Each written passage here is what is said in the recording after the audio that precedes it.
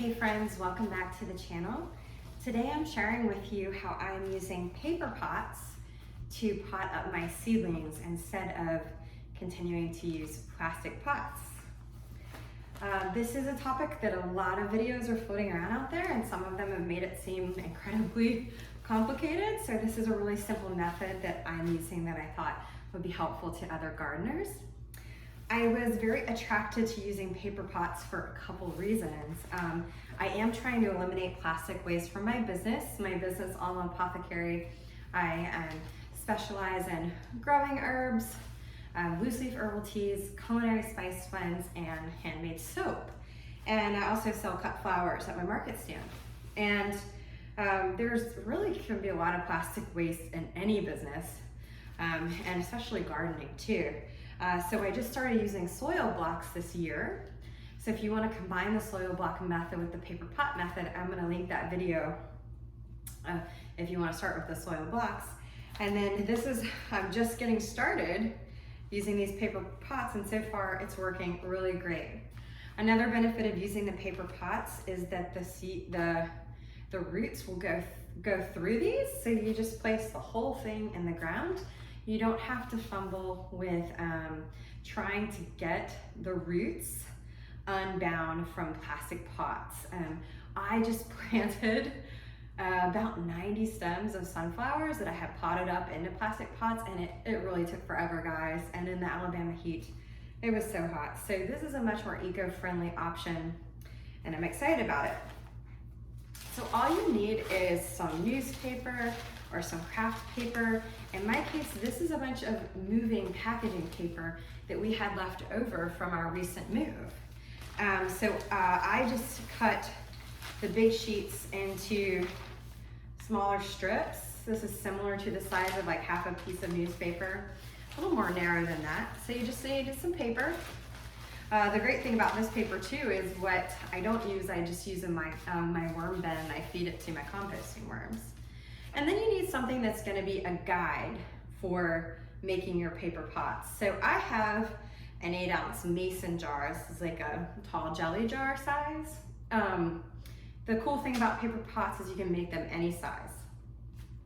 So you'll see in a minute here in the video, I'm potting up 2-inch soil blocks. Oh no, I think it's 3/4 inch soil blocks, and I've got some straw flower and some zinnia starts. They're only gonna be in these pots for probably another 2 weeks because I'm just gonna get them established in these, and then I'm gonna harden them off and moving them outside to the garden. So this was a great size. I don't know if you can see that good on this video. You can use a pint jar, even a quart jar if you need larger things like tomatoes that need a lot of space for their roots. But anyway, all you do is you take a strip of your paper here, and you can make the pots any size that you want. I'm going to fold this over a little bit, only because I didn't cut it as small as I probably should have, but that's fine. This fold over will give us a reinforced lip at the top. And then you place your jar on here, and you want a couple inches from like the bottom, and all you do is roll it up. Just roll it. Doesn't have to be precise or anything. And then for the bottom, to enclose it, you're just gonna start where the seam is, okay? Where the extra tab paper is, and you're going to push in and just dent it down, and it makes the pot. And then you just gently pull the jar out, right? So you have this pot here. It doesn't matter that like the bottom is flappy, because what you're gonna do is you're just gonna add a little soil to the bottom. This is some starting mix. And then you're gonna put it in your tray and then just press it down. And that's gonna help keep the shape, and that's it. And I'm just gonna keep populating my tray with these, and you'll bottom water just like you were doing before with your soil blocks, if that's what you were doing. So one more time, just taking our piece of paper. I'm folding mine over just because it's probably a little big. Probably should have cut it a little smaller. we go. Just gonna roll it. Using the jar as the guide. Easy peasy. Push in on the bottom, going around in a circle to seal off the bottom. There you go. Pull your jar out of there. Sometimes you have to twist it a little bit. And that's it. Some people will fold down the top. I have found that that's wholly not necessary because once the soil and everything gets in here, it's gonna keep its shape. And the great thing about these is, or so I've read, they really do hold their shape over time. And not only can you just transplant this whole thing into your garden, but you can sell these like this, which is my plan. I'm planning to do a big seedlings sale next April. And I was like, gosh, I don't wanna buy all those pots. You know, this is basically free. And that's creating a lot of plastic waste in the world. So I just put about 2 inches of soil on the bottom, mash it down, holds its shape beautifully. So I've got about 45 or so seedlings to pot up today. So I'm just gonna keep working on this. And the next I'm gonna show you guys how easy it is to transfer the soil blocks into these.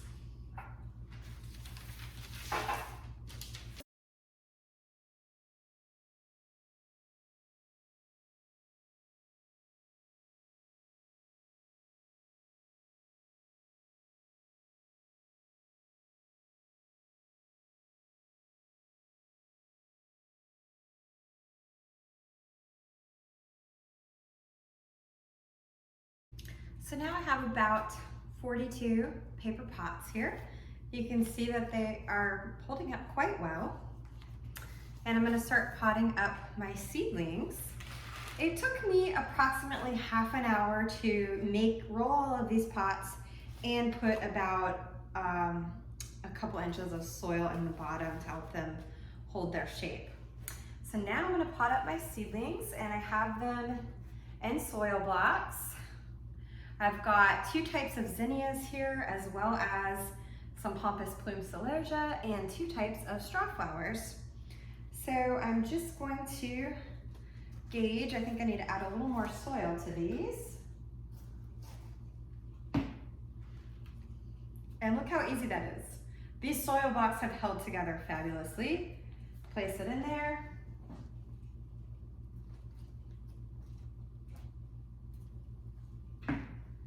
Push it down.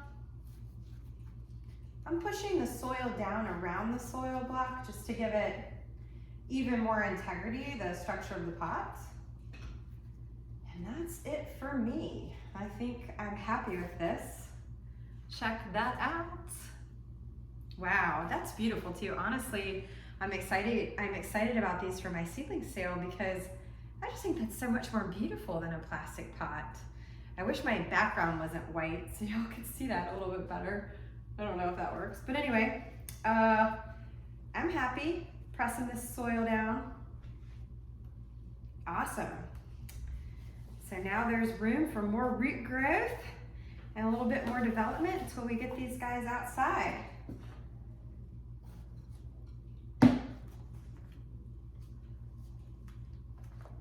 This is the giant wine zinnia variety, which has just been wonderful. I've been growing it all summer, and it's made my bouquets just so beautiful. It's faster to just use your hand and push down around the soil block to make it nice and secure. Really just for the integrity of the pot. Cool. So there we go, guys. I'm just gonna keep at this. I can't wait to show you the after picture because it's already looking just so kind of natural and lovely. But I'm pretty pleased with this method, guys. I'm gonna tell you, even though it took me approximately 30 minutes to roll about 41 of these, keep in mind this is my first, well, it's not my first time doing it, but I did a bunch in the past and ended up not using them. But anyway, I'm new to this And I'm telling you, I know from experience, I've been gardening for 5 years, this is gonna save me money on the other end, or not money, time. This is gonna save me time on the other end trying to get plants out of the plastic pot and into the earth, and it's already saved me money. This was free. I have tons of moving paper on hand, and I can always collect some old newspapers. So let me keep going and I'll show you guys a finished product, and let's do it.